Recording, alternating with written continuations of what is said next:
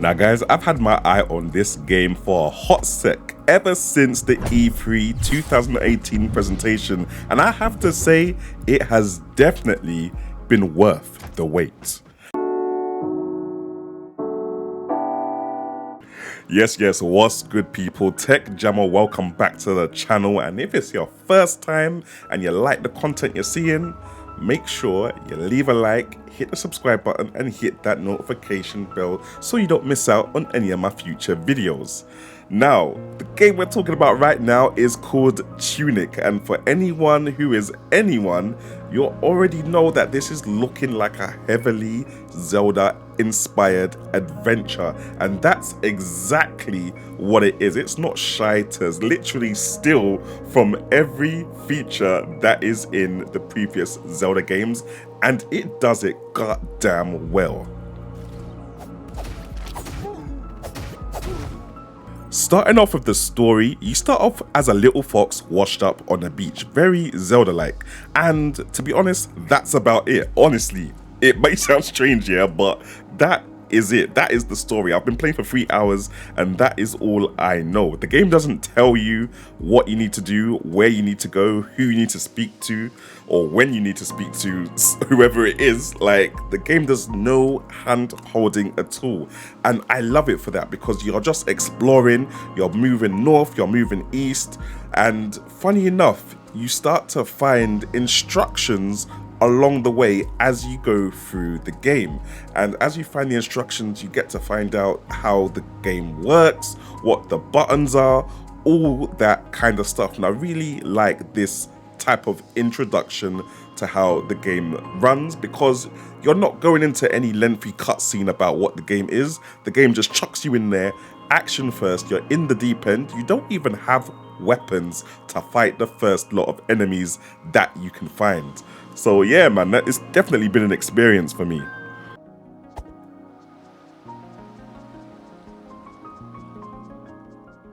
Moving on to the gameplay, this game, like I said guys, it just screams Zelda.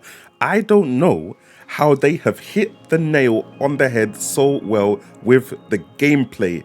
It's scary fam, because I feel like I can't even believe myself that this game was not developed by Nintendo.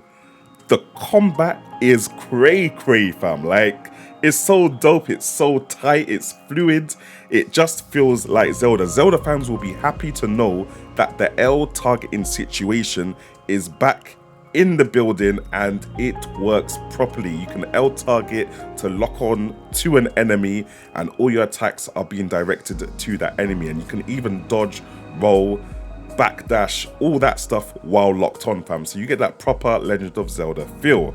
What I really like, which adds to the immersion of the game, is the vibration as well. Not only when you're hitting the enemy or when you're getting hit do you feel the vibration, but just stuff that happens in the environment, like it might be a barrel falling down next to you, a heavy enemy stomping around.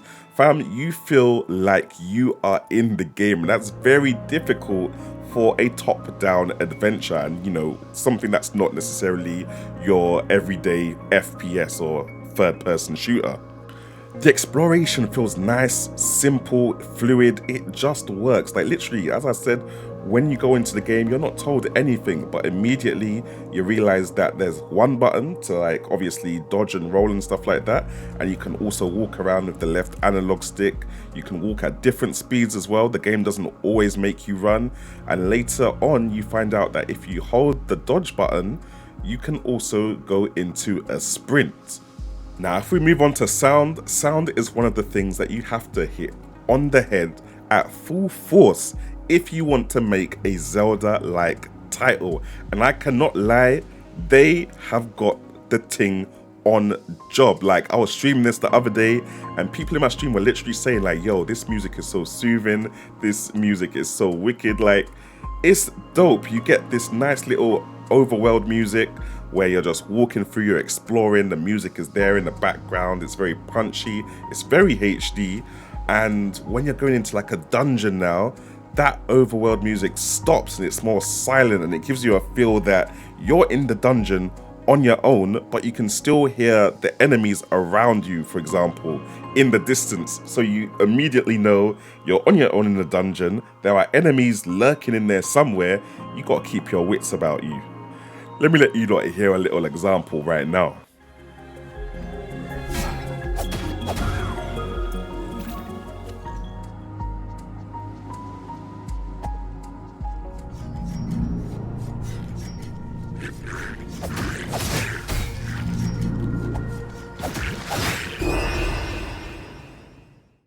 Now, moving on to graphics and presentation, again, the developer has hit the nail on the head, fam.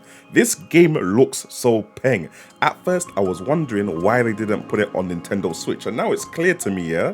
For them to get this level of visual fidelity in the game, there is no way the Nintendo Switch could hack it. Nintendo Switch would butcher the graphics and turn it down to a point where everything either runs at 15 frames per second or just looks plain bad. And everything in this game looks very HD. You can bump it up to 4K if you want to. I had it in 1080p running at 240 Hz just cause, like, fam, the game. Okay, I'm clearly a fanboy. I hope this review is not biased, but this game has really caught me by surprise, and I'm in love with it, fam. The visuals are just visualizing. You've seen it already, fam. You can see it in the background here. From the fact that they go to like dark, super low light dungeons to the bright overworld where there's sunshine and everything. Yeah, this game is, I'm only 3 hours in, but it's peng, fam. It's so peng. Yeah, in conclusion, guys, I'm only 3 hours in, but I have loved every single minute of the game, fam. From finding all sorts of treasures when you go off the beaten track of exploration, the battling, the combat controls just feeling so tightly snug, fam. Like, they're just proper. Like, if you play the Zelda game, you'll know what I'm on about, innit?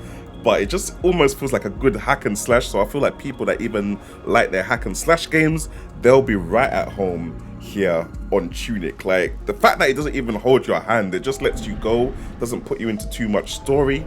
There's so much to unpack in this game. I'm gonna have to give this game at least a 10 out of 10. Nah, maybe 9.5 out of 10. I don't see why I wouldn't give it a 10 out of 10. There's nothing that's causing me an issue in this game. So I'm gonna give it a 10 out of 10. I don't even give ratings. Like, fam, like, look, do you know what? Forget this. I'm gonna go play some of the game right now. You guys, this is what I'm saying, innit? You done know.